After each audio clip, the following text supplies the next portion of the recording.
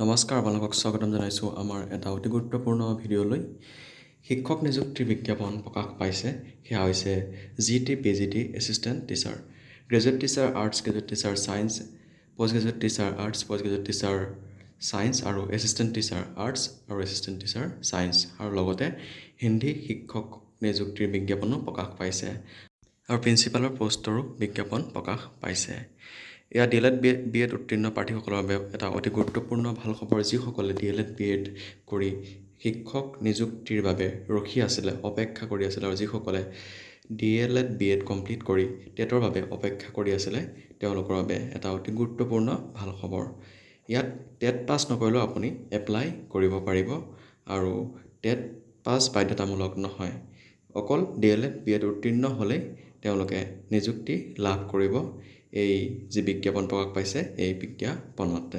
এয়া আদৰ্শ বিদ্যালয় সংগঠনৰ তৰফৰ পৰা এয়া পদ মুকলি হৈছে এই নিযুক্তি প্ৰক্ৰিয়া ইতিমধ্যে আৰম্ভ হৈছে আৰু আপোনালোকে অনলাইন যোগে ইয়াৰ এপ্লিকেশ্যন কৰিব পাৰিব আহকচোন আজিৰ ভিডিঅ'টোলৈ সবিশেষ আগবাঢ়ো আমি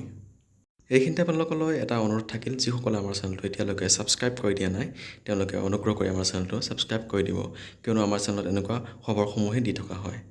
এয়া হৈছে বিজ্ঞাপন প্ৰিন্সিপালৰ পোষ্ট 7টা আছে পষ্ট গ্ৰেজুৱেট টিচাৰ আৰ্টছৰ আছে 13টা পষ্ট গ্ৰেজুৱেট টিচাৰ ছায়েন্সৰ আছে 2টা আৰু গ্ৰেজুৱেট টিচাৰ আৰ্টছৰ আছে 29টা গ্ৰেজুৱেট টিচাৰ ছায়েন্সৰ আছে 19টা গ্ৰেজুৱেট টিচাৰ হিন্দীৰ আছে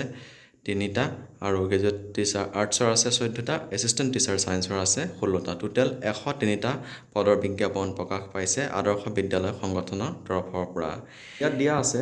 the salary of Information categories of staff shall be paid as per the existing norms of Adarsa Vidyalayas of Assam. Adarsa Vidyalayar যি norms তাৰ অনুযায়ী salary দিব আৰু এটো 11 মহীয়া হয় কন্ট্ৰাকচুৱেল হয় আৰু renewal of the contract based on the satisfactory performanceৰ ওপৰত renew হ'ব আৰু ইয়াত অনলাইন এপ্লিকেশ্যন কৰিব লাগিব https dte.assam.gov.in এইটো ৱেবছাইটত গৈ পেলাই আপোনালোকে অনলাইন এপ্লিকেশ্যন কৰিব লাগিব আৰু অনলাইন এপ্লিকেশ্যন 3 আগষ্টৰ পৰা ওপেন হৈ আছে ইতিমধ্যে এপ্লিকেশ্যন প্ৰচেছ চলি আছে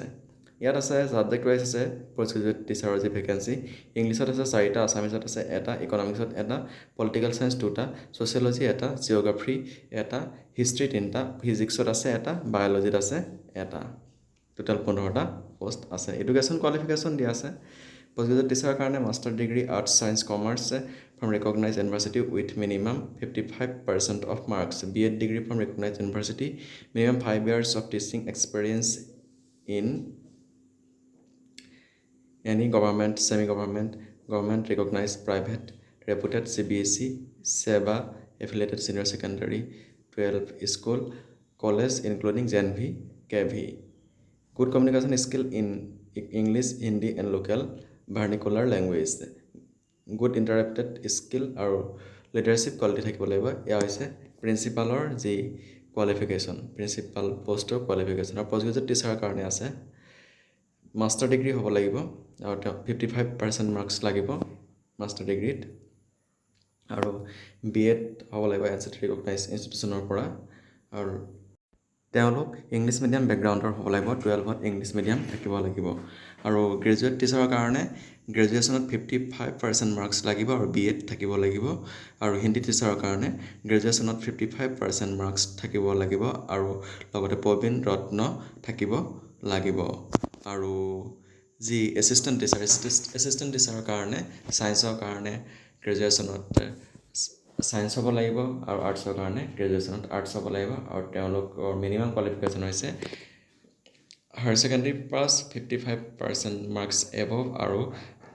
ডিপ্ল'মা ইন এলিমেণ্টাৰী এডুকেশ্যনৰ যি ডিপ্ল'মা সেই ডিপ্ল'মা থাকিব লাগিব অৰ্থাৎ DLEd থাকিব লাগিব আৰু চিলেকশ্যন প্ৰচেছটো পোষ্ট গ্ৰেজুৱেট টিচাৰৰ ক্ষেত্ৰত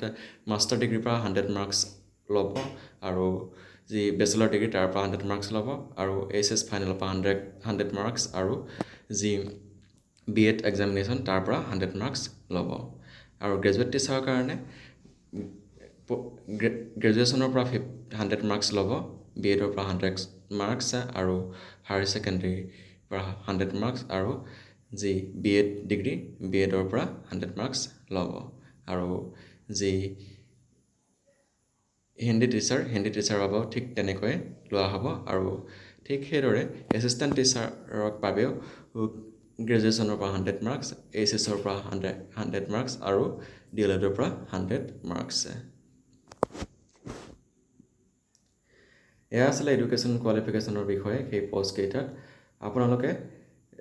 ভালকৈ ভিডিঅ'টো পজ কৰি পেলাই এই ডিটেইলছখিনি ভালকৈ পঢ়ি ল'ব আৰু লগতে আমি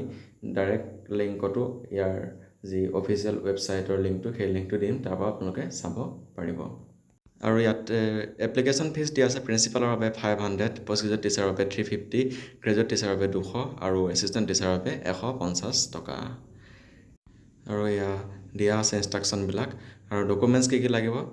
এইখিনি দিয়া আছে। আপোনালোকে এইখিনি প'ষ্ট কৰি পেলাই চাই ল'ব। যথেষ্টখিনি ডকুমেণ্টছ লাগিব, মাৰ্কশ্বিট লাগিব আৰু এইখিনি আছে কোন কোন জেগাত আদৰ্শ বিদ্যালয়ৰ যিখিনি প'ষ্ট আছে সেই প'ষ্টখিনি খালী আছে, এইখিনিও আপোনালোকে চাই ল'ব।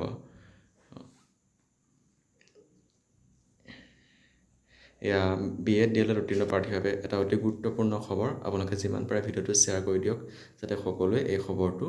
পায়। আদৰ্শ বিদ্যালয় সংগঠনৰ পৰা এটা ভাল অপৰচুনিটি আহিছে, আপোনালোকে এই অপৰচুনিটি নেহেৰুৱাব, ইয়াৰ সুযোগ গ্ৰহণ কৰিব। এটা সুবৰ্ণ সুযোগ হয় যিসকলে শিক্ষক হ'ব বিচাৰে তেওঁলোকৰ বাবে।